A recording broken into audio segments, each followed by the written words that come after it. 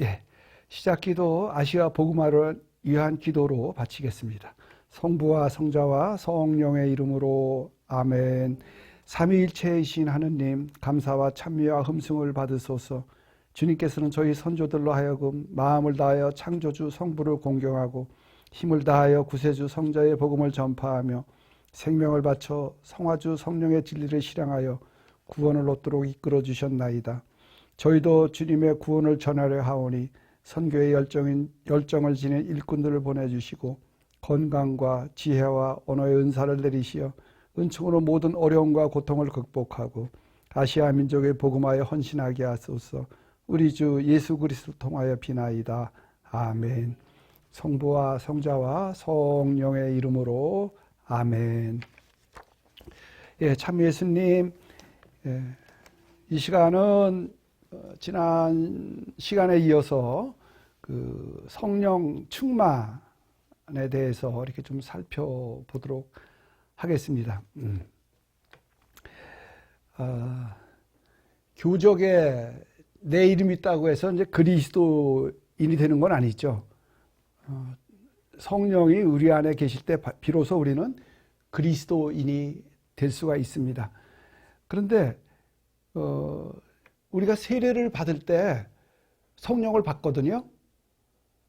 특별히 세례 때 기름을 2번 바르게 되어 있는데 예비신자 기름하고 성령, 그러니까 우리가 보통 이제 크리스마 성유라고도 하는데 그 성유를 바르게 되어 있죠. 이게 요 2번째 성유가 바로 성령의 임재, 성령의 강림을 나타나는 이제 기름이기도 합니다. 그래서 그 기름을 바름으로써 우리는 그리스도인, 그리스도라는 말이 기름 부음 받은 자 이런 뜻이잖아요. 우리가 세례 때 기름 부음을 받았기 때문에 그리스도인, 영어로 크리스찬이 되는 거죠. 그러니까 성령은 세례를 통해서 이미 받았어요. 근데 어떤 분들은 또 성령 세례를 받아야 된다 이런 말도 하시는데 이건 좀 오해가 있는 것 같아요. 세례 성사는 바로 성령의 성사이기도 합니다. 그래서 우리가 세례받고 다시 또 성령으로 세례받는 게 아니라 우리의 성사는 세례 성사로서 또 견진 성사로서 성령을 충만히 받게 돼 있죠. 그래서 성령 세례를 다시 받는 건 아니다. 우리가 이렇게 생각을 하시면 좋겠고요. 그러면 그 받은 성령이 있으면 끝이지 어떻게 성령 충만이 또 필요한가 이렇게 아마 생각하실 수 있습니다. 성령 충만이 과연 필요한가? 그러니까 우리가 보통 신앙생활하면서 미사에 한번 참석했다고 생각을 해보십시오. 그래서 그 말씀의 전례에서 말씀이 선포되면 정말 내 가슴이 뜨거워지는가, 또 성령의 현존을 느낄 수가 있는가, 강론이 제대로 들어오는가, 또 성가 가사가 제대로 들어오는가 한번 이렇게 생각해 볼 필요가 있어요. 근데 어떤 때 보면은 모든 게 무미건조하게 느껴질 때가 있어요. 메시지도 안 들어오고 하느님의 현존도 느낄 수가 없고, 그 다음에 그 미사 끝에 가서 복음을 전합시다. 강복을 받고 나서 복음을 전합시다. 그러면 하느님 감사합니다 하면서 느끼는 또 드는 생각은 어떤 거냐? 아이고 이제 딱 끝났다.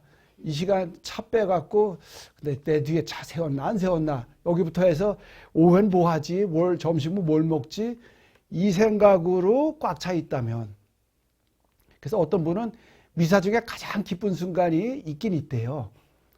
파견선거하는 시간, 이게 가장 기쁘다고 그러는데 이럴 때는 이게 성령이 세례 때 받았던 성령이 내 안에 계시지가 않는 건 확실한 것 같아요. 충만치 않은 거죠. 그럼 성령이 충만한 경우, 성령 기도회라는 거, 우리가 지금 이제 각 본당에 거의 다 있을 터인데, 이 성령 기도회가 그 60년대 초반에는 없었어요.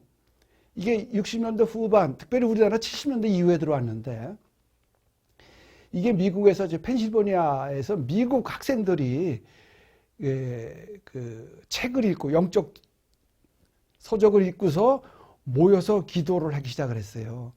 그때 이제 성령을 청하면서 기도를 했죠.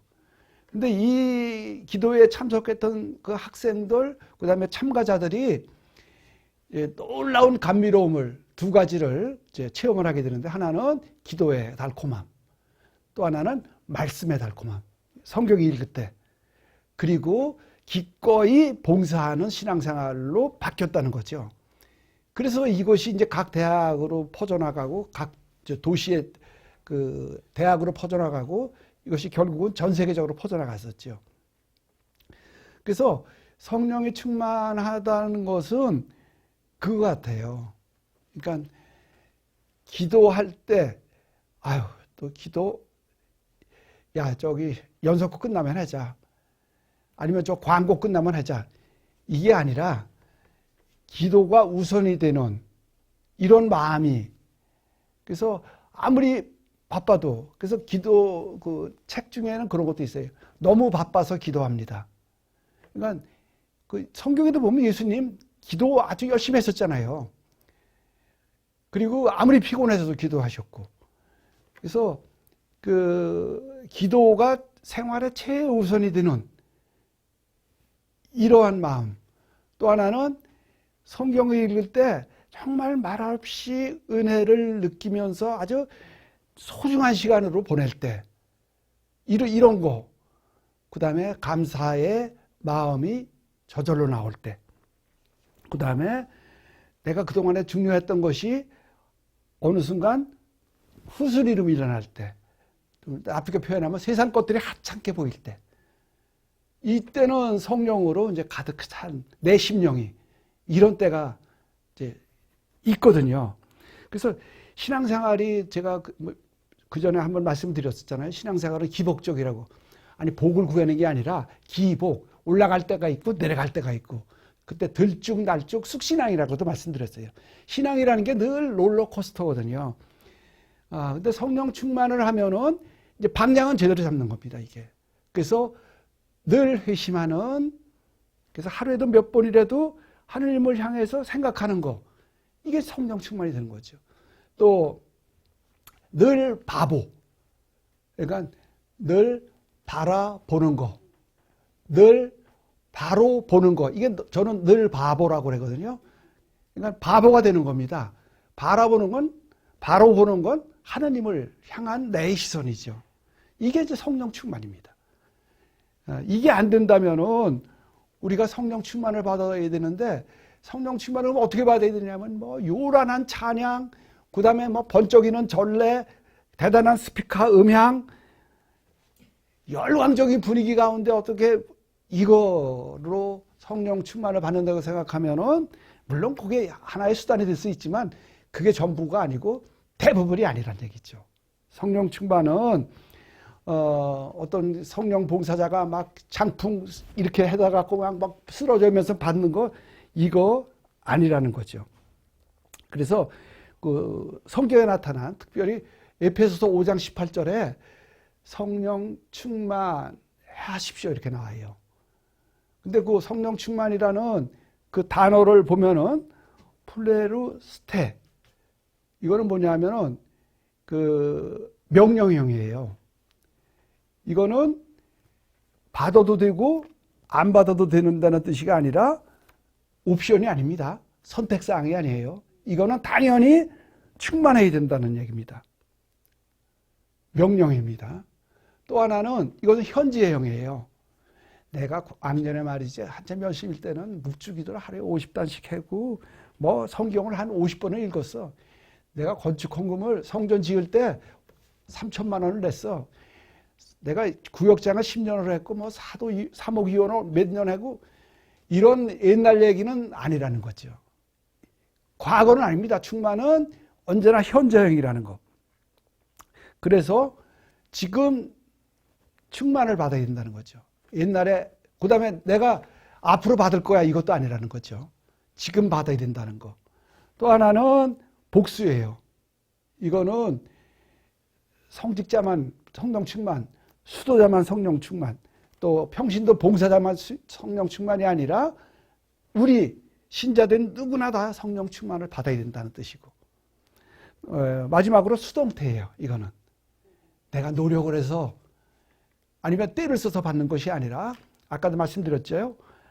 무상해, 그러니까 값없이 주시는 선물이라는 거.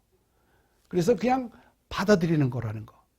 내가 애써서 받는 것이 아니라, 물론 이제 뒤에 말씀을 드리겠습니다만 우리의 나름대로의 노력도 있지만, 이것은 그러니까 내가 그 일을 해서 직장에서 월급을 그 대가로 받는 거, 이거 아니라는 거죠.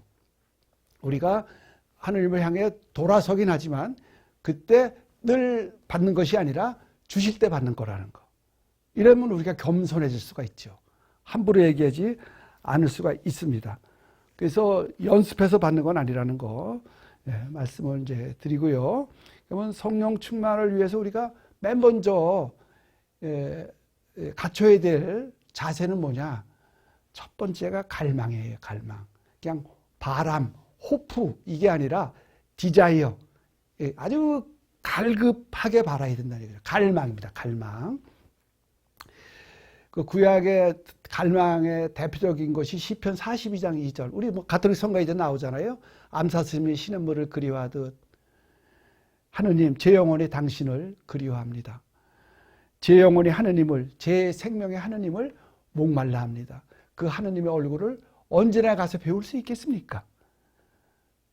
이런 그리워하고 목말라 하는 이런 갈망이 있을 때 우리는 성령을 받을 수가 있습니다. 충만할 수가 있죠. 예수님께서도 누가복음 11장 9절 이하에 우리가 많이 듣던 성경 말씀이잖아요. 기도에 관련지어서 찾아라 주실 것이요, 청하라 주실 것이요, 찾아라 얻을 것이다, 두드려라 열릴 것이다. 그래서 그 청하고 찾고 두드리는 우리의 갈망이 있을 때 비로소 하느님께서 그 뒤에 쭉 읽다 보면 더 좋은 것, 성령을 주시지 않겠느냐 이렇게 말씀하시잖아요. 예수님도 성령을 우리가 충만하게 받을 수 있다는 거죠. 그 서관문에서도 그 야고보서 4장 8절 제가 좋아하는 성경 구절인데, 하느님께서 가까이 가십시오. 하느님께 가까이 가십시오. 그러면 하느님께서도 가까이 오실 것입니다. 우리가 가까이 가고자 하는 노력을, 마음을, 갈망을 가질 때 하느님께서도 우리에게 오실 수 있다는 거죠. 그래서 거듭 말씀드립니다만 인간만이 하느님과 소통이 가능한, 그래서 영혼의 존재라고 말씀드렸어요. 영의 존재. 성령, 우리도 영혼, 영이 있기 때문에 하느님께 기도할 수가 있다는 거죠. 그래서 우리가 그 주파수를 맞추기에 조금만 노력을 하면은 우리는 커뮤니케이션이 될 수가 있어요. 그래서 저는 예비신자 교리를 하면서 성호경을 이렇게 첫 시간에 가르치잖아요. 이때 합장을 아주 강조를 합니다. 우리가 기도나 특히 미사 때 그 손동작. 그래서 그냥 주님의 기도 바치는 거하고, 아니, 주님의 기도 전에 성호 바칠 때도 마찬가지예요. 그래서 이게 합장을 하되 몇 가지 얘기를 하죠. 가슴 높이에서 붙이지 말고 좀 떼어서 손가락 벌리지 않고 이렇게 모으는, 그리고 요 손바닥에 좀 오목한 부분이 가장 이렇게 오목해지지 않도록 붙을 수 있도록 힘을 지그시 주는 거, 그리고 엄지 십자 모양 만드는 거, 그리고 호흡하는 거. 어려운 호흡 말고 그냥 이렇게 쭉 들이마시면서 마음으로 주님, 제가 왔습니다. 그러니까 눈 감고 요 한 가지 동작만 하더라도 이거 한 10초만 하면요, 정말 다른 세계가, 하느님의 세상이 우리한테 오는 거 느낄 수가 있거든요.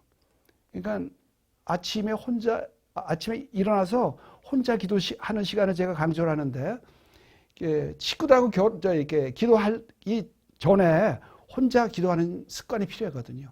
이때 합장을 하고 하느님을 청하는 거. 하느님, 제가 왔습니다. 요 말 한마디만 한 3번 하면 10초 정도 되거든요. 이거 하면 전혀 다르다는 거예요. 이게 왜 가능한가? 우리가 영적인 존재이기 때문에. 이런 갈망의 마음만 조금만 하나님께 아뢰어도 하느님은 야고보서 4장 8절의 말씀처럼 오실 수가 있다는 거죠. 그래서 갈망하는 마음. 또 하나는 이제 우리가 성령 충만해지기 위해서는 거룩해져야 돼요. 성경은 우리에게 기쁘게 살라고 얘기했거든요. 느헤미야서 8장 10절의 말씀을 보면은 너희가 기쁘게 하면, 너희가 기쁘게 살면 하나님께서 너희의 힘이 되어 주신다 그랬어요. 예, 공동번역입니다. 하나님께 주님 앞에서 기뻐하면 하나님께서 힘이 되어 주신다 그랬어요. 기뻐하라는 얘기죠. 두 번째 그 신약에서는 필립비서 4장 4절. 거기 아주 필립비서는 기쁨에 대해서 많이 나온 이제 성경인데 특히 4장 4절은 기뻐하십시오. 거듭 말합니다. 기뻐하십시오. 우리 보고 기뻐하라는 얘기죠. 그리고 로마서 14장 17절 하느님 나라는 성령 안에서 누리는 의로움과 평화의 기쁨이라 했어요. 그래서 기쁘게 사는 거, 이것이 하느님 나라에 사는 거고 조건이기도 한데 이 기쁨은 억지로 되는 게 아니거든요. 근데 하느님과의 관계에서 기쁨은 내가 거룩하지 않으면, 그러니까 내가 죄를 지은 상태에서는 기쁘지가 않아요. 오히려 하느님이 내한테 오시면 피하려고 그러는 거죠. 두렵죠. 무서운 분이 되는 거죠. 그렇기 때문에 거룩함을 내가 하느님의 본성인 거룩함에 내가 조금 더 다가서 있는 상태라면 기뻐요.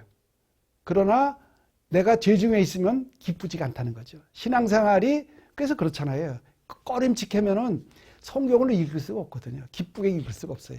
물론 그거의 기쁨도 기쁨의 극복도 성경이긴 하지만 그것을 기꺼이 읽지를 못한다니까요. 그래서 우리가 거룩하게 살아야 되는데 생활 속에서 짓는 죄가 내 안에 많으면 결코 기쁘지 않다는 거. 그래서 거룩하게 살아야 되는데 거룩하게 산다는 게 뭐냐? 예. 저는 이제 갈라지지 않는 마음으로 산다는 거. 이걸 한번 말씀드리고 싶어요. 그러니까 왜 코린토전서 7장 14절인가요? 바오로 사도께서 그러잖아요. 남편이 없는 여자는 그냥 남편 없이 혼자 사십시오. 남편하고 같이 산다고 하면은 어떻게 하면은 남자의 마음을 기쁘게 해줄까 하고 하느님과의 관계에서 마음이 갈라진다 그랬거든요. 또 호레비에서도 똑같은 얘기를 하십시오. 갈라지는 마음이 있으면 안 된다는 거죠. 그래서 성경은 그거를 이제 정결이라고 표현을 하는데 우리가 왜 성모님을 평생 동정이라고 믿잖아요. 평생 동정이라는 말은 물론 육체적으로 예수님을 성령으로 말미암아 잉태하시고 출산하셔서 예수님을 키워낸 거. 그래서 그 이후로도 요셉과의 성관계를 안 가지셨기 때문에 동정이시다. 이게 이제 우리 교리죠. 천주교회. 물론 육체적인 그 동정도 동정이지만 저는 그래요. 평생 동정이신 성모님 우리가 이렇게 할 때 그 평생 동정에서 그 동정은 육체적인 성모님의 그 동정뿐만 아니라 성모님의 갈림없는 마음. 그러니까 성모님이 우리끼리 얘기했지만 얼마나 팔자가 드신 분이에요. 그렇잖아요. 그 약혼 시절 그 꿈 같은 그 시절에 느닷없이 하느님으로 말미암아 애를 낳으라 그러니까 요셉하고 헤어질 뻔했었잖아요. 돌에 맞아 죽을 뻔도 했잖아요. 그리고 아기도 어디 가서 낳았어요? 저 베들레헴 마곡간에 조산원에서 낳지 못하고 거기서 그리고 이집트를 가셨다가 또 나자렛에서 가셔서 또 잊어먹고선 막 12살 때 우리 잘 아는 그죠? 기껏 찾아냈더니 왜 여기 찾아오셨느냐고 아버지 집에 있어야 되는데 하면서 퉁명스러운 예수님 말씀 또 우리가 며칠 전에 들었던 누가 내 어머니면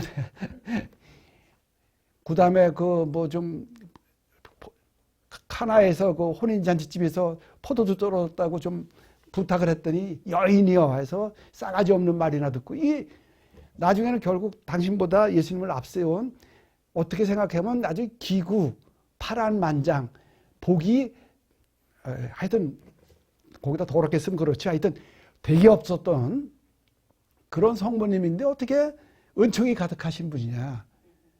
그거는 그런 인생의 고비고비에서도 결코 하느님을 향한 당신의 시선, 믿음이 한 번도 흔들리지 않았기 때문에 그분이 평생 동정이시고 그렇기 때문에 우리가 정말 상경을 하잖아요.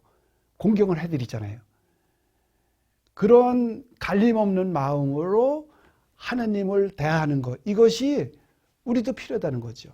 우리가 다 부부생활 뭐 몇십 해서 몸이야 다 엉망진창이 됐죠. 동정인커녕. 그러나 말씀드린 대로 영적으로는 동정을 지켜야 된다는 거죠. 갈림없는 마음으로 하느님을 향하는 것. 그래서 그 공동번역 시편 18장 26절이죠. 거기 이하 보면은 이제 우리가 보통 쓰는 요새 쓰는 성경 번역보다는 옛날 게 훨씬 나은 것 같아요. 이런 그 성경 구절이 있죠. 한 마음으로 당신을 위하면 당신께서도 한 마음으로 위해 주십니다. 흠없는 마음으로 당신을 위하면 당신께서도 흠없는 마음으로 위해 주십니다. 두 마음 품지 않고 당신을 받들면 당신께서도 두 마음 품지 않고 붙들어 주십니다. 주님, 당신은 저의 등불, 제 앞에서 어둠을 몰아내 주십니다. 주님께서 힘이 되어 주시면 못 넘을 땀이 없고 저희 하나님께서 도와주시면 어떤 담이라도 뛰어넘을 수가 있다고. 그러니까 한 마음으로 당신을 주님을 위하였을 때 우리도 그렇게 위함을 받고 붙들림을 받는다는 것. 이게 거룩함이고 또 이런 것을 유지할 때 우리의 신앙이 깊을 수가 있어요. 그래서 그 대개 거룩하면은 주일미사 빠짐없이 그 다음에 헌금도 남부럽지 않게 내고 또 봉사활동 나름대로 하고 그 다음에 친목단체, 신신단체 그리고 교육이나 모임에 반모임 같은 데 빠짐없이 나오고 그러면 나는 나름대로 괜찮은 거룩한 신앙인이다 이렇게 생각할 수가 있는데 그거는 거룩함의 일면에 불과하다는 거죠. 혹시 개독교라는 말 들어보셨어요? 개독교? 기독교를 갖다 개독교라고 합니다. 반기련이라는 반그리스도교 연합이라는 곳이 있어요. 여기서는 지금 펼치는 것 중에 하나가 성경을 19금 도서로 묶어달라는 거죠. 성경을 청소년들한테 익히지 못하게 해달라는 운동을 펼치고 있어요. 성경을 읽으면 특별히 청소년들이 그걸 읽으면은 올바른 정신 상태로 자기 일상을 살아가지 못한다는 거죠. 우리가 볼 때 말도 안 되는데 이런 것이 사회 풍조의 하나가 지금 돼 있거든요. 우리 가톨릭도 마찬가지예요. 기독교를 개독교라고 부르듯이 목사를 목사로 부르듯이 가톨릭도 개톨릭이라고 부르는 이런 풍조가 지금 있다고요. 그 사람들이 왜 그럴까? 바로 우리의 모습을 보고 그러는 거거든요. 시사저널이라는 그 잡지, 시사 잡지죠. 그 시사저널이라는 벌써 꽤 여러 해 됐죠. 거기서 존경받는 직업인 이렇게 순위를 쭉 1등부터 33등까지 매겼어요.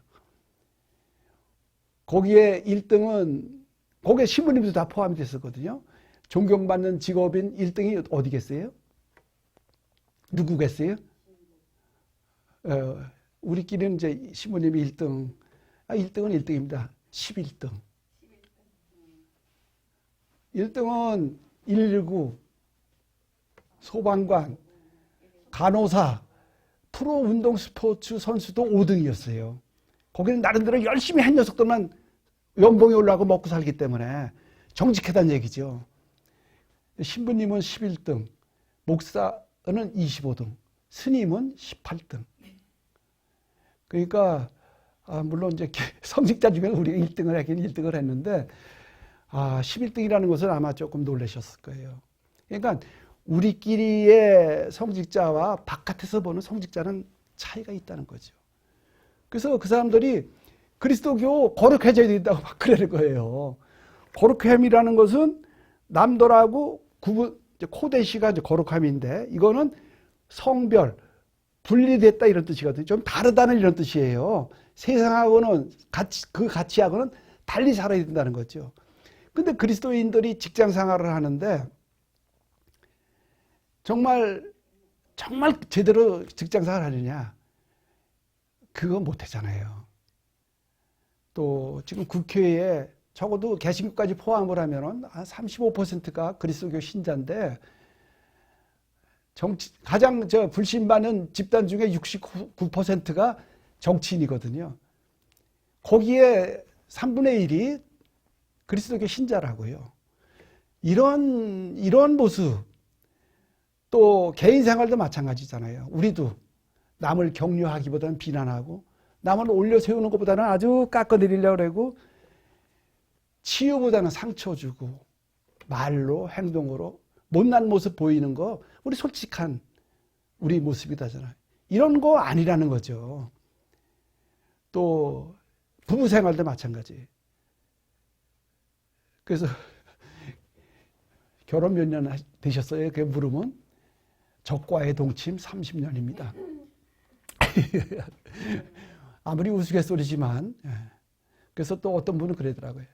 70 넘어서까지 이혼하지 않고 부부 생활 하시는 분들은 모두 다 성인 성녀품에 올려야 된다고.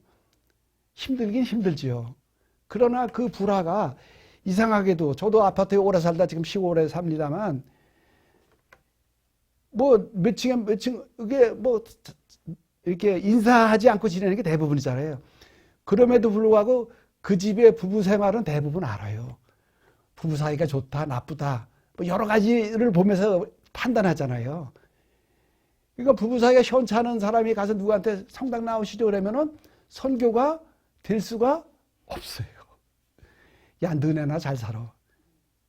그래서 이 거룩함이라는 것은 선교의 가장 큰 장애물이기도 합니다.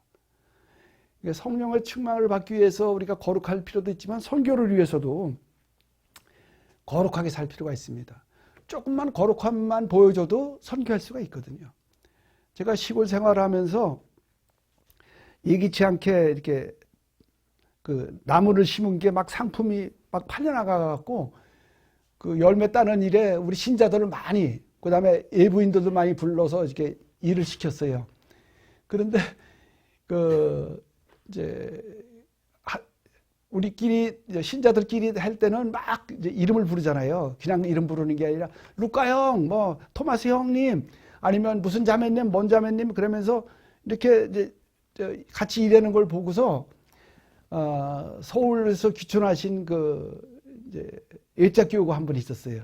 자매님이 이제 라파엘라 자매님이었는데 서울 그 신내동 성당이죠. 거기서 레지오 활동도 하시고 그러면서 아파서 내려오셨는데 그 형제님이 그렇게 오랫동안 입교 권면을 받았는데 입교를 안 하고 내려오신 거예요.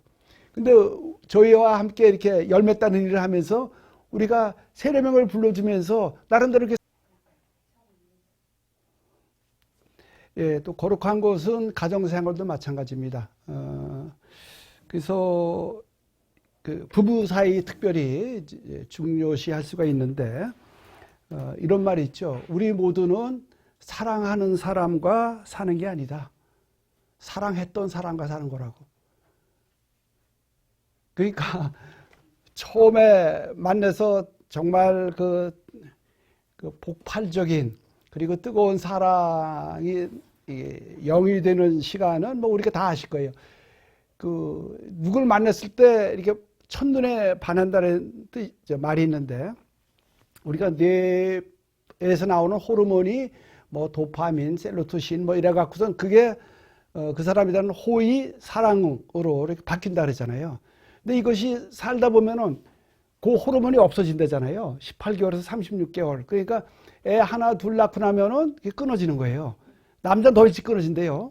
그러니까 그때부터는 사랑하는 사람과 사는 게 아니라 사랑했던 사람과 살 수밖에 없다는 거죠. 그래서 그 18개월에서 36개월 더 지난 뒤에도 배우자를 생각하면 가슴이 뛴다. 이러면 이제 두 가지 이유가 있다는 거죠. 하나는 크게 잘못했을 때 배우자 생각만 해도 가슴이 벌렁벌렁거리고, 또 하나는 정말 심장이 나쁘면 이제 그런 현상이 나타난다는데, 여하튼 부부 사이에 그 화목이 선교에도 큰 역할을 한다는 거 말씀을 드립니다. 그리고 우리가 성령 충만하기 위해서는 성경을 읽는 건데, 요거는 뭐 제가 지난달에 성경을 말씀을 드릴 때 강조했던 거니까 이제 생략을 하겠습니다. 성령과 선교는 분명히 밀접한 관계가 있는데, 그 예수님이 세례받고 났을 때 마태복음 4장 17절에 보면은 그 하늘에서 소리가 들렸잖아요. 그리고 성령이 비둘기 모양으로 내려왔다 그랬어요.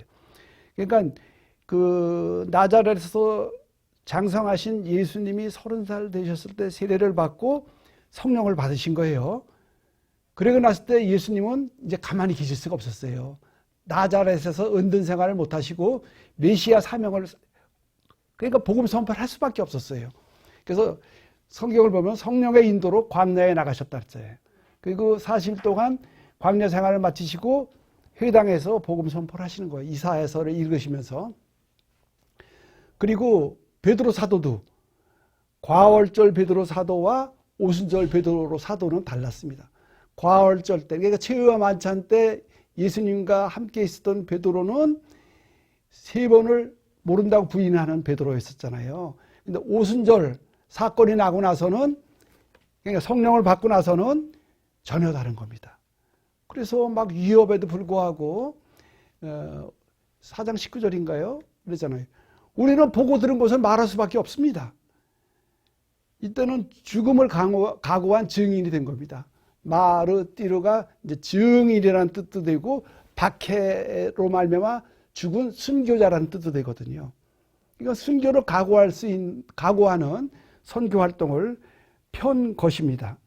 그래서 성령은 우리로 하여금 선교사로 거듭나게 하고 또 선교에 전념하게 하는 이런 역할을 해주신다는 것. 그런데 이 성령을 우리가 언제 받을 수가 있는가? 바로 기도하면서 받을 수가 있습니다.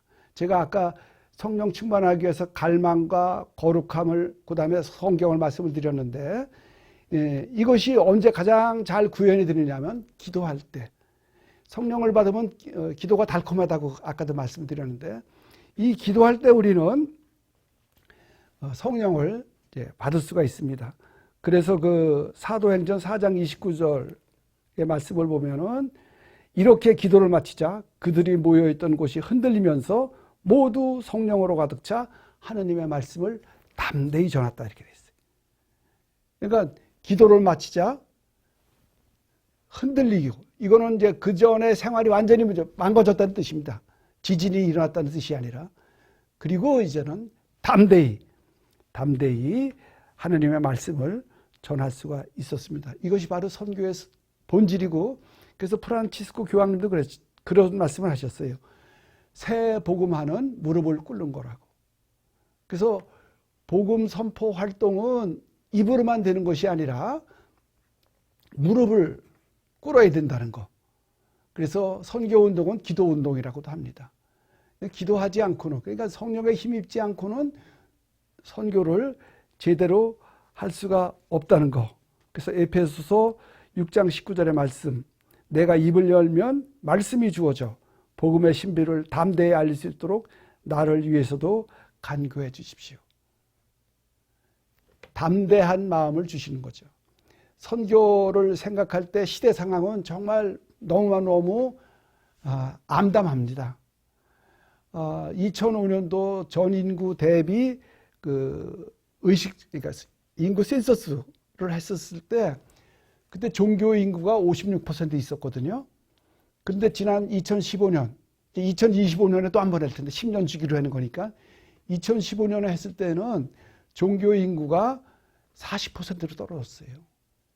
그러니까 지금은 종교가 없이도 생활하는 데 아무런 불편이 없는 세상이 됐어요.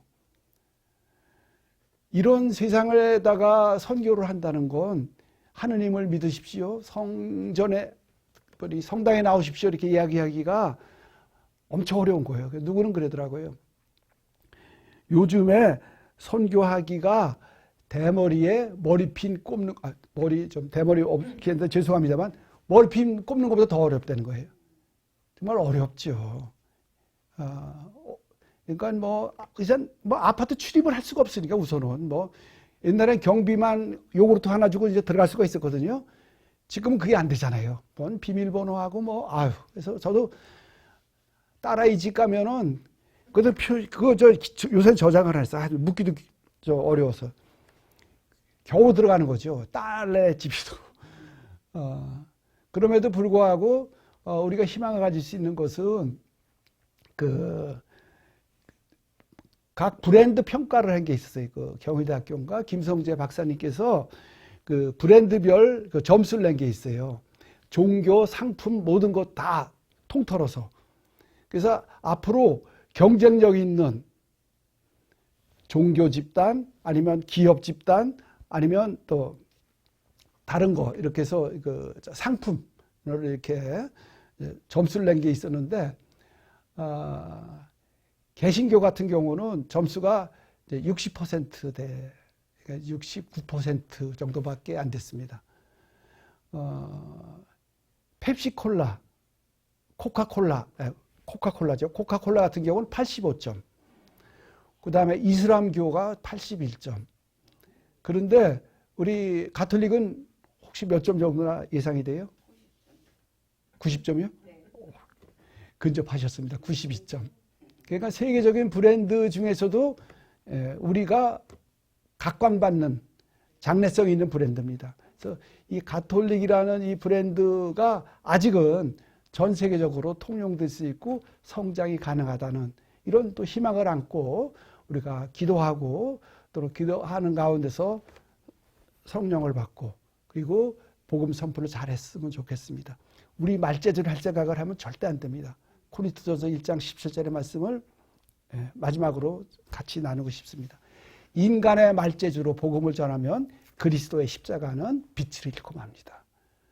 우리의 언변 이것으로 전하지 말고 성령이 주시는 능력으로 전할 때 우리는 선교사로서 기쁘게 살아갈 수 있는 은총을 받을 것이라고 생각을 합니다.